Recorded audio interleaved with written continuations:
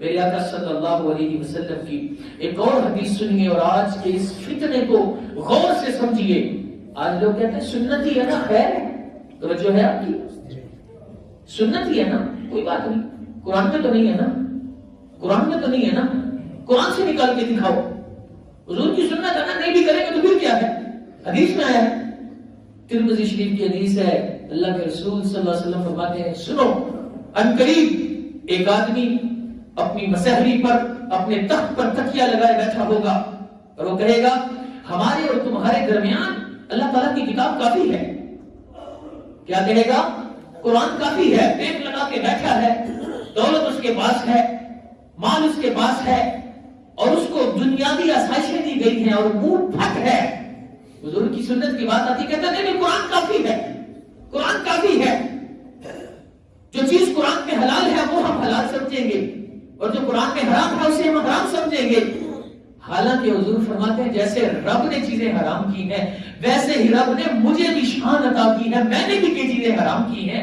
اور فرمایا یہ ایسا شخص جو ہوگا، فرمایا یہ بد نصیب شخص ہوگا تو بھی اس کی اتباع نہ کرنا.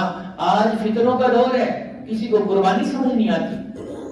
صدیوں سے مسلمان کر رہے تھے، آج کیا کہا جاتا ہے؟ کسی کی غریب کی بیٹی کی شادی کروا دو، یار کیا خون بہا رہے ہیں. حضرت ابراہیم نے بیٹے کے گلے میں چھری چلا دی، ان کو نہیں پتا تھا تجھے ایک بکری ذبح کرتے ہوئے تکلیف ہو رہی ہے. آج تو زیادہ سمجھدار ہے، حضور کی حدیث سے تجھے سمجھ نہیں آتی.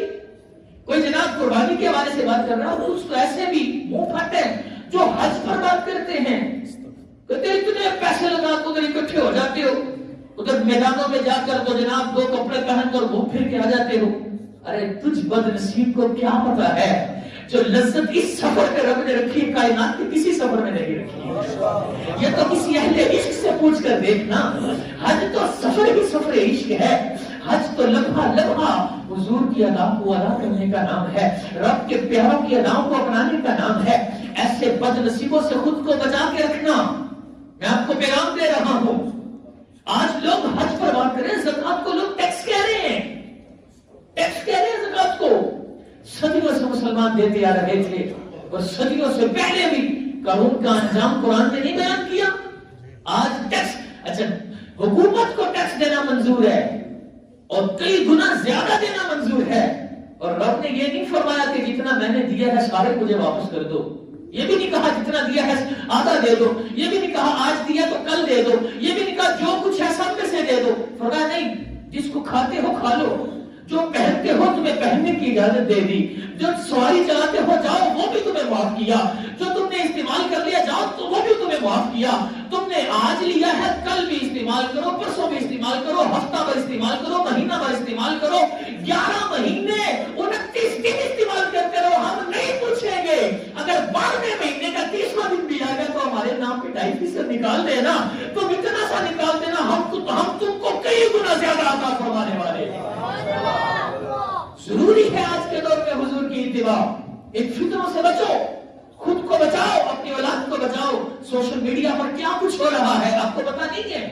دین کے نام پر کیا کیا زہر پھیلایا جا رہا ہے آپ کو پتا نہیں ہے. بچہ ایک عام بچہ ہے، اسکول پڑھتا ہے، اس کو نہیں پتا کس کی بات صحیح ہے کس کی بات غلط ہے. اپنی اولاد پر توجہ رکھو، سیکھو، ان باتوں کو دل میں اتارو، کیونکہ حضور کی اطاعت میں ہی رب کی خوشنودی بھی ہے، رب کی رضا بھی ہے. حضور فرماتے ہیں وہ شخص جو ایسے تکیہ لگا کے میری حدیث کا انکار کرے گا اس کی باتوں میں نہ آنا. آج لوگ تراویح کا انکار کر رہے ہیں. کیا کہتے ہیں؟ تراویح کو کوئی پڑھتا ہی نہیں تھا. لوگ کیسی کیسی چیزوں کا، جماعت کا انکار کر رہے ہیں. خدا کی پناہ ہے، استغفر اللہ. ابھی 2-3 ہفتے کی پہلے کی بات ہے، وہ بد نصیب وکیل صادق آباد کا، میں جو آیتیں پڑھ رہا ہوں حضور کی شان میں، وہ انہی آیتوں کا مطلب بیان کر رہا ہے کہ اللہ کی مانو، اور تمہارے زمانے کا جو لیڈر ہے، جو تمہارے زمانے میں سیاستدان ہے، اس نے نام لیے سیاستدانوں کے، کہتا ہے ان کی مانو. یہاں یہ مراد ہے. یار جہالت کی کوئی حد ہوتی ہے؟ جہالت کی کوئی حد ہوتی ہے؟ خدا کی قسم ہم دنیا کو پیغام دے رہے ہیں اور ہم دیتے رہیں گے. دیے سے دیے کو جلاتے چلو، جو سیکھا ہے اس کو سکھاتے چلو. ہمارے پاس بیٹھنے والا انشاءاللہ کبھی بھی حضور کے دامن سے دور نہیں ہوگا، کیونکہ ہم نے یہ عہد کر رکھا ہے کہ میری زندگی کا مقصد تیرے دین کی سرفرازی، میں اسی لیے مسلمان، میں اسی لیے نمازی. ہماری نمازیں بھی وہی ہیں، ہماری زکاتیں بھی وہی ہیں، ہمارے حج بھی وہی کام کے نا جو حضور کے تصور کے ساتھ ادا کیے جاتے ہیں.